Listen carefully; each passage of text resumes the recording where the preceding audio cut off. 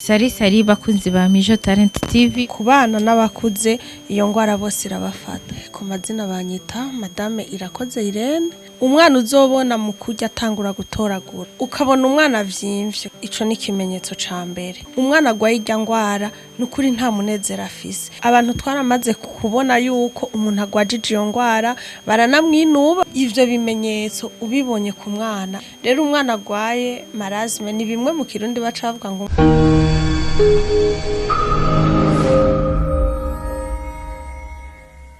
Sari bakunzi ba Mijo Talent TV, mwiriwe canke se mwaramutse bivanye naho muherereye. Uyu munsi kuri mikoro muri kumwe na Joseline Irankunda. Nkuko musanzwe mubimenyereye muranza ngaho kugira ngo tube turayaga, tubashikiriza ibiganiro bigenda bitandukanye ku buzima tubayemo ngaha mu gihugu cacu c'u Burundi. Kanatsinda tunagarutse imbere yanyu kugira ngo tubifurize umwaka musha wa 2024. Uyu munsi muri studio za Mijo Talent TV dufise umutumire, tugiye kuyaga kubijanye n'ingwara. Twagira ubuntu bwo kuronka umwe mu baganga bagize intara ya Cibitoki bakora muri hopitale nkuru ya Cibitoki. Numuganga asanzwe akurikirana abana bagwaye ingwara yo gufungura nabi. Twagomba tumwakire muri studio za Mijo Talent TV. Namahoro. amahoro cyane. Umeze neza? Turashima. Twagomba tubabaze mwitwa gute? Banze ndabifuriza umwaka mushasha. Murakoze cyane. Yego murakoze kumpa ikaze. Ku mazina banyita Madame Irakoze Irene. Nkaba ndumumama afise abana 5 ndashaje. Abakobwa 2 n'abahungu 3. Nkaba nubatse n'umushinga ntaho umwe biciye mu mategeko. Murakoze. Murakoze cyane Madame Irene. Turahijeje kumva izina giwe no mu mama w'abana 5, arubatse n'umugabo umwe. Ntago yabaye nka babandi bagira abagabo 3 canke 4, wewe ufise umwe, sivyo none? Ego. Uramwemera? Cyane. Murakoze cyane Madame Irene. Twagomba tubabaze mu buzima musanzwe mukora iki? Jewe nkuko nababwiye imirimo ya misi yose ndumuforomakazi, nkaba nkora ku bitaro bikuru vya Cibitoki, akaba ariho ndangurira imirimo mu gisata kijojo gukurikirana abana bagwaye ingwara yo gufungura nabi. Nkaba mfise nansiyete y'imyaka 15. Murumva yuko nyene igikorwa ndakimaze kwigihe. Murakoze cyane Irene. Abatazi igifaransa ushatse kutubwira ko haheze imyaka 15 uri muri ico gikorwa cyo gufasha abana bagwaye ingwara yo gufungura nabi. Irene, twagomba tukubaze mu Cibitoki hameze gute ku bantu batahazi? Mu Cibitoki ni intara nziza imera kuko ni ikigega c'igihugu. Bararima, turarima, himuka ibintu byose, umuceri, amatomate, ivyamwa niyo bibarizwa. Kaze muze mushikeyo mwirabire ntaco muzobura, nubwo bishika nyene ugasanga iyo ngwara iribonekeza, ariko ni intara nziza iteye igomwe. Bakunzi ba Mijo Talent TV, uyu munsi rero murabona ko twagira ubuntu kuba turi kumwe n'umwe mu baforomakazi bo mu bitaro bikuru by'intara ya Cibitoki. Icyatumye tumurondera uno mu mama nuko hari akavideo ubushize twabonye kaciye kuri stati yiwe ariko arasangira n'abana asanzwe akurikirana amagara yabo, abana bagwaye ingwara yo gufungura nabi. Twagomba tubabaze mbe Madame Irene, ingwara yo gufungura nabi muri make itegwa niki? Ibituma ni vyinshi, ariko benshi bibaza yuko itegwa no gufungura biba biturutse mu gufungura nabi canke ku bukene. Ibambeho ubukene burimo mu bitera iyo ngwara, mugabo siyo izubwa mbere. Ibituma rero ni vyinshi, nk'iyo umuvyeyi adakurikije imvyaro ku rugero ngo yiteho amagara yo gukurikirana imvyaro, akaruhuka, akavyara buri gihe adacishamwo, umwana akakura ko kwibere hataragera. Ivyo vyose biratuma divorce, gutandukana kw'abavyeyi. Ivyo biri mu butuma umwana canke ndetse n'umuntu agira ingwara yo gufungura nabi. Nk'ubu mwahora muri 2 ugasigara uri umwe, biragoye uravyumva. Bica bituma umwe yisahiriza ntivyokunda, bigatuma ivyo bari kuronka bikwiye bitaboneka. ya ngwara ikaza. Hariho n'ibindi byo twita novuga ku mico n'imigenzo nko mu ntara yacu murabizi ko hariho abantu bita ngo n'abatampera badashobora gufungura inyama canke ngo bafungure amafi. Ivyo navyo biri mu bintu bishobora gutuma umuntu agira iki agwara iyo ngwara yo gufungura nabi. Hariho no kugwara igihe kirekire navyo biratuma ushobora kugwara iyo ngwara yo gufungura nabi. Abantu bativuza ugasanga nko kure y'ivuriro, ubu noneho ni ugushima umugambi w'umukuru w'igihugu kuko ikomine yose ndetse n'imitumba myinshi ubu iba ifise ivuriro.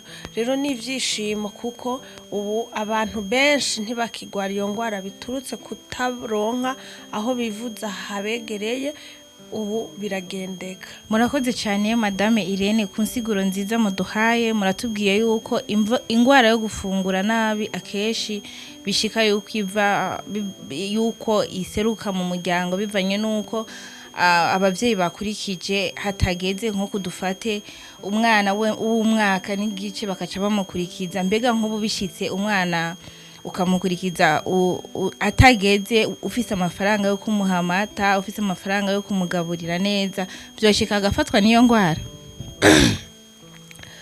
Honyene twebwe mu mwuga wacu ivyo twize ndetse n'ivyo tuzi, murabizi ko amaberebere afise akamaro, afise ubumaro 12.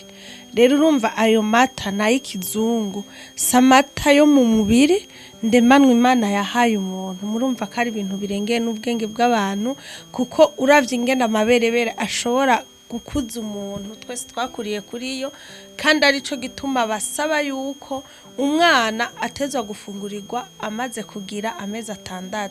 Rero mu byumve yuko amaberebere afise akamaro. Umva mu gihe umwana ataronse amaberebere yiwe nkuko yategerezwa ko nka kugihe ni kibazo. Okay, Madame Irene, mwoshobora kutubwira bimwe mu bimenyetso biranga iyo ngwara, kuko urashobora gusanga hariho nk'umumama agwajije iyo ngwara hariya ku mutumba akibaza ngo umwana wanje baramuroze, baramuhaye ishano, ugasanga mbere ariko aramuhereza irya miti y'amashano canke akamutwara kwa muganga. Mwoba mufise ibimenyetso vyerekana iyo ngwara, mwoshobora kubitubwira kugira ngo abariko baradukurikirana bashobore kubimenya?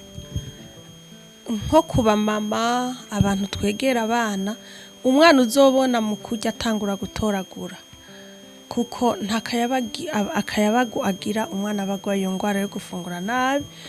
Ukabona umwana vyimvye guhera ku maguru gushika ku mutwe, urapima no ku bikonjo ku maguru abiri. Ico ni ikimenyetso ca mbere. No kudafungura. Ikimenyetso kigira 3, uzobona umwana afise imishatsi ibenje.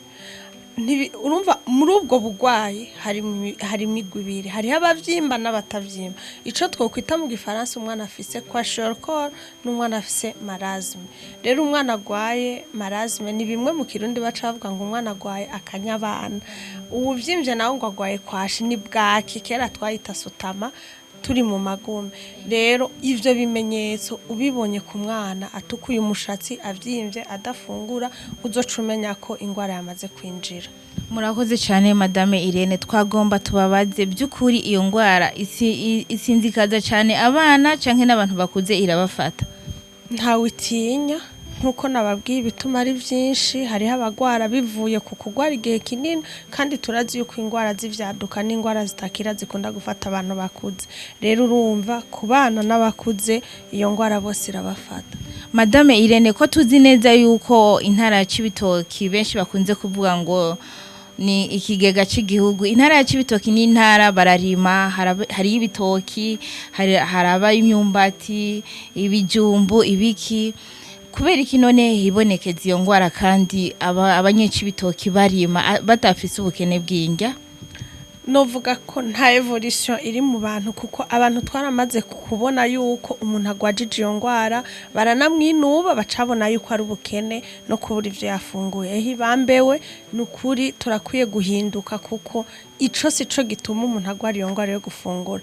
Mu ntara yacu nziza yacu ibitoki hari ibintu vyose, umwumbati uhavuteye ubwoba, umuceri, igiterwa cose uzi n'ivyamwa turarima. Ariko ikibabaje abavyeyi bacu ndetse abamama batwitura ku mavuriro tuguma duhimiriza tubigisha kuko barabigira ntibamenye ingene babitegura.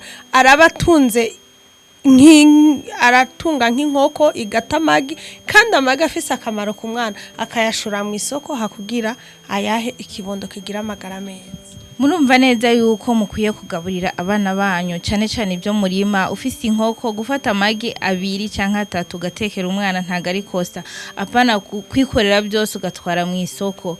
Urima ni byiza kugaburira abana bawe ajye amafaranga basi ushoyemo bige bintu wimbuye, bisaba yuko ucugenda mu isoko ugasuma utundi tuntu ubona abana bakeneye kugira ngo bafungure neza. None Madame Irene, ubu aho bigeze mubona bivanye n'imyaka iheze uko byari biri naho tugeze uno munsi, iyo ngwara yoba iri ku rugero rumeze gute? Ubu iri ku murindi cyane, ntituzi ko ari ibihe, ntituzi ko ari ubukene buri mu bantu. Ubu turiko turabona abatwitura ari benshi, ntituzi gituma. Bishobora kuba ari ubukene kuko murabona ibintu byarazimbye. Kera ikiro c'isukari cagugwa amahera 1500 ariko ubusanga kiriko kiragugwa 3500. Uno munsi usanga mu gisagara ca Bujumbura hariho imigango myinshi itakironka ubuyi bw'abana kubera ukubura kw'isukari. Cyari bubaza rero aba mama nabo baruguru mu mitumba ntibashobora kuronka ko kabuyi k'umwana, bishobora kuba biva ku bukene.